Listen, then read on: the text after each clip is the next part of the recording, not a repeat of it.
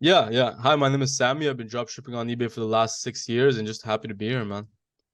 And if you're new to my channel, my name is Mark Augustine. I've been dropshipping on eBay for over 10 years, and I'm a co-founder of Ecom Sniper. So, Sammy, what are we looking at here?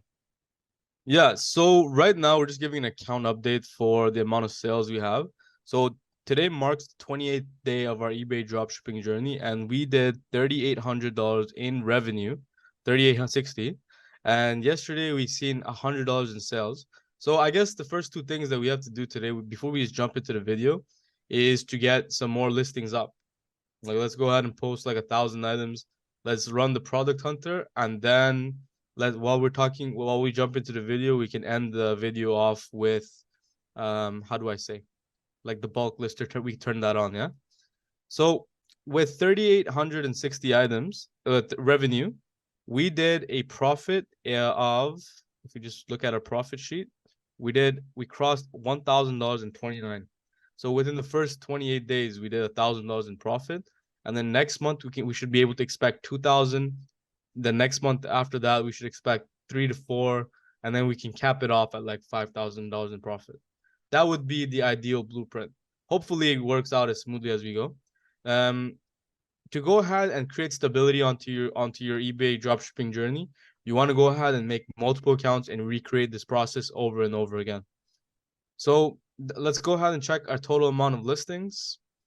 We did 3,752 listings. So let's get that number up to like 4,000, 5,000. And the first thing that we always start off with is we go to our product hunter. So as you can see, last time we scanned 169 results. Let's go ahead and clear both of those. This time around, let's go get maximum number of items 2, and we'll keep the settings as is. So Mark, one more time, please do me the honors of like picking a product so that we can. You can check barbecue pit. Nice. That's nice. That's a nice item. I feel like that time has elapsed, but we should find some drop shippers that are selling this item, yeah? So what we do is like while I'm going through this process, do you want to explain what's going on? Yeah. So what we're doing here is we're first going to eBay to find first going to Amazon to find an item, and then with Ecom Sniper, there's a little button that shows up on Amazon under every listing, and what that does, it search for that exact listing on eBay. That simple process is how we find fellow drop shippers on eBay. So if we look at this, there are multiple people selling this item, anywhere from $38 to $75. And that seller has no feedback. Right, exactly. But he sold this, so I'm just gonna grab it anyways. Sold let's grab things from the last 14 days. What do you think? Yes, So but we you can, mean yeah, you go on. no, I'm just saying you might want to try another seller. That seller Yeah, has yeah. zero feedback. Yeah, yeah. Yeah, yeah, for sure. But it just goes to show, even with zero feedback, you went and got one sale. So that is not the deciding factor for when you're getting sales. Yeah. So let's go ahead and start extracting from him. He has 47 results. So we're basically grabbing all of the items that sold in the last 14 days. We got 10 items he sold in the last 14 days. So let's go ahead and scan another seller. Let's try to get like a list of like 100, 200 items. So at this point, I'm just blindly clicking. And then we can see that we have accumulated 19 in total now. As long as you don't clear it, it goes ahead and accumulates the list, yeah? So this guy, so you don't have to scan one person. You can scan multiple people at the same time. So let's scan this person. And if you notice, we are using the pricing on Amazon and the pricing on eBay to indicate if the person is a drop shipper. So if the pricing for the barbecue pit on Amazon is $29, and then we find someone selling it for more than $29, it is easy to assume that this person is a drop shipper. And this person, we're not assuming he is because his price is lower than Amazon. His one says open box, so we just disregarded him right away. Yes. So that's a very important point you said. Let's open up this guy. He has 24. Let's extract everything. And then show titles, we're at 124 items. So let's go ahead and scan this guy. So we're only grabbing titles of items that sold within the last 14 days. So that way when we're searching for items, we can make sure that we're getting like things that are selling today, Like currently. currently. Exactly. Exactly. It's a great way of putting it. Did I scan this guy or did I scan someone else? Yeah, this was the guy I Yeah. scanned. And there's one with a different image. This guy? No, go down. Yeah. No, go down, go down, go down. Yeah, this guy. Well, This this is guy, yeah. 48.95. Nice, nice, nice. Yeah, that guy is putting in some work. We can go ahead and grab from him as well. This is cool. This picture attracts me, man. Not the price though. Yeah. All right, so let's grab this guy's 6-person inside tent. But these sold in August. You can see like we're not getting these tents because they sold in August, and that makes sense. People are not buying tents right now, or usually they're not buying. But you can see that he sold 3 tents in August. So that's why we don't want. That's why we're sorting it by 14 days because tents are not going to be what are selling right now. This stuff, this sold right now in the last 14 days. This is what's going to be selling, and we can kind of understand that. Do you get what I'm saying? Yeah, most definitely. It's fourth quarter, a lot of and it's pre Halloween. Exactly, exactly. Some items are seasonal. I would you say tents are seasonal? Um, I think people camp all year round, so you may see a higher sell through of tents during the summer, but in the past I've sold tents during fourth quarter as well. Gotcha. Yeah, everything sells. But we're trying to maximize our potential. So we have 198 items so far. Let's scan one or two more sellers. Maybe let's see this guy. $45. 398 items. Cool. Cool. You can see that these items sold recently. And guys, even if you don't get a drop shipper, let's say you make a mistake, that's okay. Like our software, like you're still honing into niches. Do you know what I'm saying? And then you're finding those items on with the product hunter.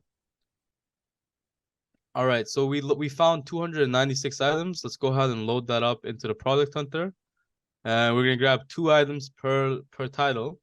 Um, and then let's go ahead and just start scanning and let's jump into the video. Yeah? And then by the end of the video, we should have all of these items scanned, and we're just gonna throw it into the bulk hunter The bulk and lister. the bulk lister. Yeah, yeah. All right. So let's go ahead and jump into the video. Yeah, So so this is this question, how to to open multiple Amazon Prime buy accounts is something that I get a lot. I see we've had comments on it. We've had people in the Telegram group asking this question. So that is why we're going ahead and covering this today in the video. right, exactly right. And just for like additional information, this video is not going to be fully comprehensive because we don't have an hour and 30 minutes to talk about it in depth. But what we do have is we have another video with a lot of the users from the Ultimate member, right? That we had a group discovery call and we went ahead and had a Q&A and everything like that. And we went into depth into with all of the nuances, etc. And you can watch that video inside the course. But today we're just gonna go ahead and give you the general idea. This document is also found in the course. Okay. So first of all, we must answer the question like what everybody is asking, right? Can I make multiple Amazon buyer accounts? The answer is yes. Do you need it? Event potentially, right? So a lot of let's address some of the questions that somebody has right off the bat, right? They're saying that, oh, like when I'm starting with eBay dropshipping, if my Amazon buyer accounts get suspended, will I be able to buy from Amazon again? Hell yeah, this is not a big deal at all. Like you should not be scared of Amazon suspensions. Amazon is so liberal with when you're creating these buyer accounts, right? So, and we're gonna talk about how to go ahead with this process. Don't if your Amazon buyer account gets suspended, in short, this is the summary. right, on how to go ahead and get back to buying on Amazon again, the short summary of this is just make a new account. It's not that complicated, and it never was, right? There are like some nuances inside, etc., like when you're scaling it to making hundreds of accounts. However, like just to put it simply, like we're gonna go ahead and like talk about that process. So if you have been suspended before, right, what you want to do is you want to go Well, let's ahead and wait, wait, wait. Let's talk about if you haven't been suspended before. If you have gotcha. not been suspended before, what does someone do to open multiple Yeah, Amazon accounts? Sammy? yeah, that's a great question, man. So then if you have not been suspended on eBay before, I mean on Amazon before, and you have a credit card, if you want to get multiple Amazon buyer accounts, use that credit card for your phone number, your address, right? The billing address on that credit card, and just make 10 new Chrome profiles and add that credit card to each of those profiles and go ahead and order an item to your address. And then what's going to happen is that credit card is going to pass the AVS check. AVS means address verification system. What it does is Amazon has a system that goes ahead and verifies the address, the zip code. Actually, it verifies the zip code to match with the zip code on your bank. So as long as your credit card that you're using has the same zip code, you're going to be able to go ahead and make 10 accounts and buy Amazon Prime across all those 10 accounts and use that for eBay dropshipping.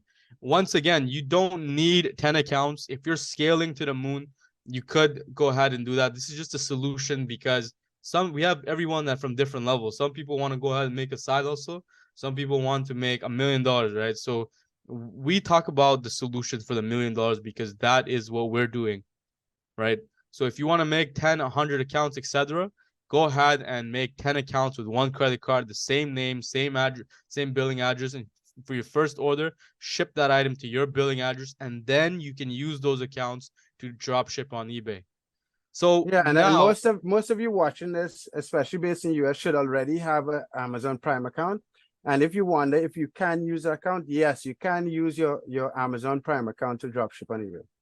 right, if you have a personal account already, use that. You don't need to complicate things. You don't need multiple accounts. If you get suspended with on Amazon for drop shipping, just make a brand new account. It's not that serious. We'll show you exactly how to do it right now.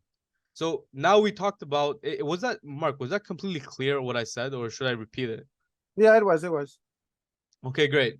So now if you're let's say your Amazon buyer account, like you get a message that says, "Hey, we went ahead suspended your account because you're drop shipping from Amazon."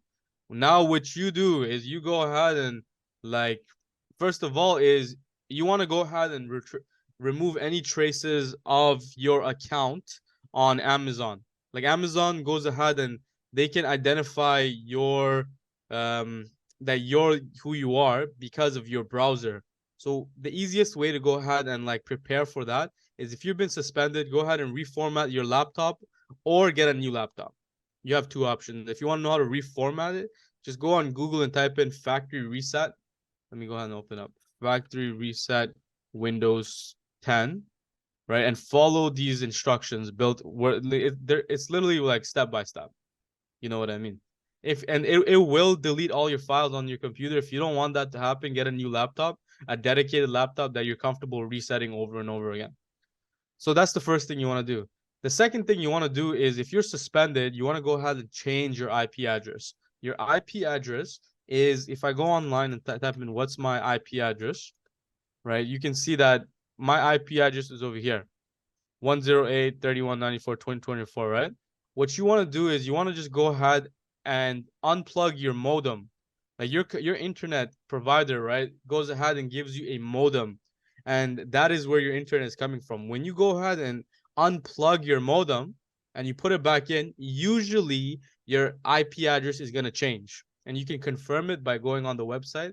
What's my IP address? And it should work.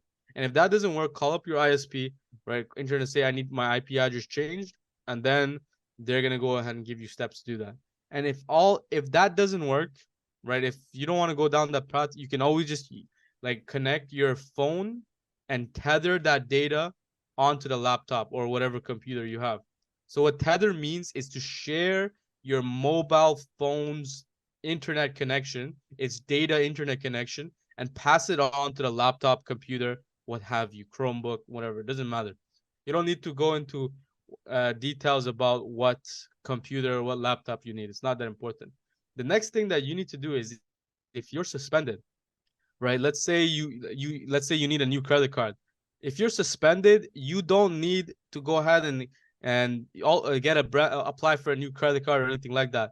You can simply call your bank and say, "Hey, I lost my credit card."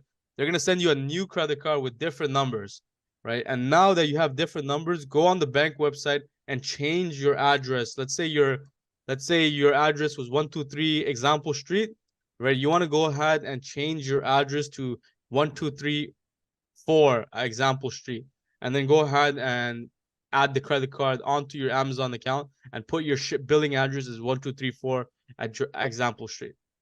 So now that you went ahead and you added the new credit card, you can reuse your same name, because let's say Mark Augustine, right? Let's say you have that name, your account got suspended. Amazon is not gonna go ahead and suspend everybody with the same name. You know what I mean? So Yeah. the only identifying information that they have about you is your IP address, your address, and your credit card, and your phone number. So as long as you go ahead and change those four metrics, you're gonna be fine. You know what I mean? It's that simple, right? It's not that. So you can go ahead and get a brand new laptop, or go ahead and reset it. Right? For your IP address. Either you go ahead and unplug your modem, or you use a mobile proxy. For your credit card, you either go ahead and say you forgot your credit card, or you go ahead and call your credit card company and say, I need a supplementary card. And what that is they go ahead and send you a brand new credit card that goes ahead and has a different name, right? It lets someone else use that credit card on your behalf, right? Like under your account. And here's the biggest benefit. A lot of people say, oh, hey, like if I put my friend's name or something like that, right? My friend wouldn't want that. Of course they would. You're building their credit for free. Can you talk about that concept a bit? So Um, so that's people that's understand. yeah, that's I could go into detail about that. But if you order a supplementary card that's connected to a friend of yours, whether your previous credit on that card will be reflected on their credit file. And once you pay off that credit card on time, they would not have access to the card because you would have the card in hand. But it also helps whoever you're adding to that account on their credits. You could add a family member, you could add your wife, Exactly. anyone very close to you. Exactly. There are people in the group chat that went ahead and opened up a supplementary card under their friend's name. And then what happened was, because we were going ahead and ordering items on Amazon, and then we're paying off that item with the balance the very same day. What's happening is this repeated loop of buying and selling on your credit card is increasing your credit. And then one guy said he helped his friend qualify for a house just because he kept doing that under his name. Yeah. People, this is a huge benefit service you're giving somebody, to go ahead and get a credit card under adding them as a registered user, right? Or you can go ahead and just put one of your employees that you hire in the Philippines. Whatever. There's so many options you have. We talk about inside, like in the video we created. So, the next thing you want to do is you go ahead, and once your account is open, you buy Amazon Prime membership, right? And then you go ahead and order the first item to your house. And what's gonna happen is that first order that you do goes through the address verification system, and then it's gonna go ahead and pass, and you're gonna be done. So that is the process, right? And after you go through this process, this initial purchase, you're able to go ahead and use that Amazon buyer account to dropship on eBay. And if you want to make more accounts, this is the system. You just repeat. Do you get what I'm saying, Mark? Yeah, most definitely. So guys, don't be afraid of this Amazon selling account thing. I think there's a lot of fear involved in this because you have the Amazon buy account and you have the Amazon selling account. This is not about selling on Amazon. This is about Right. fulfilling items and purchasing on Amazon and fulfilling the items for eBay.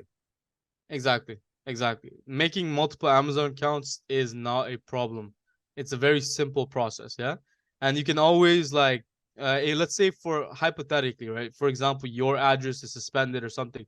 That is not going to happen in the first place, because we're not committing some fraud or something and shipping things to your address and like burning that address. So your address is not going to get suspended. But if your address, for example, does ever get suspended and is flagged, all you do is right over here. We mention it. Instead of putting your shipping address as 123 Example Street, you just put it something like apartment 1 at 123 Example Street. And then it goes ahead and registers as like a new address on Amazon system. Yes. You know what I'm saying? Because let's say you have a house, right? 123 examples. Let's say you have an apartment complex. Is Amazon ever gonna like go ahead and like remove that apartment complex from their billing? Hell no. No, they're Right? not. They're never. There's so many people that are like if you live in a building apartment complex, people are shipping there every single day, right? So that means they're gonna lose a bunch of customers if they do that. So they're not gonna do that.